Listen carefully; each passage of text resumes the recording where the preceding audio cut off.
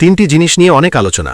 তিনটি জিনিস একবার আসে: 1 মাতাপিতা, 2 সৌন্দর্য, 3 যৌবন। তিনটি জিনিস ফিরিয়ে আনা যায় না: 1 বন্দুকের গুলি, 2 কথা, 3 রূহ। তিনটি জিনিস মৃত্যুর পর উপকারে আসে: 1 সুসন্তান, 2 সদকা, 3 ইলম। তিনটি জিনিস সম্মান নষ্ট করে: 1 চুরি, 2 চগলখুরি, 3 মিথ্যা।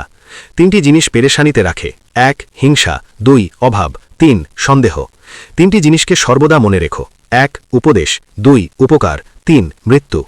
তিনটি জিনিসকে আয়ত্তে রেখো: 1 রাগ, 2 জিহবা, 3 অন্তর। তিনটি জিনিস অভ্যাস করো: 1 সালাত, 2 সত্য বলা, 3 হালাল রিজিক। তিনটি জিনিস থেকে দূরে থেকো: 1 মিথ্যা, 2 অহংকার, 3 অভিশাপ। তিনটি জিনিসকে চিন্তা করে ব্যবহার করো: 1 কলম, 2 কসম, 3 কদম। তিনটি জিনিসের মধ্যে শেফা রয়েছে: 1 শিঙ্গা লাগানো, 2 মধুপান করা, 3 গরম লোহা দ্বারা দাগ দেওয়া।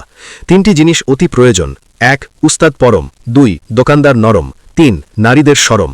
তিনটি জিনিস মুনাফিকের আলামত: 1 কথায় কথায় মিথ্যা বলা, 2 অঙ্গীকার ভঙ্গ করা, 3 আমানতের খেয়ানত করা।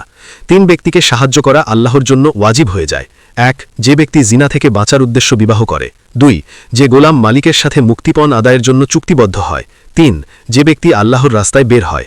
3 ব্যক্তির জন্য জান্নাত আগ্রহী: 1 হজরত আলী রা, 2 হজরত সালমান রা, 3 হজরত আম্মার রা।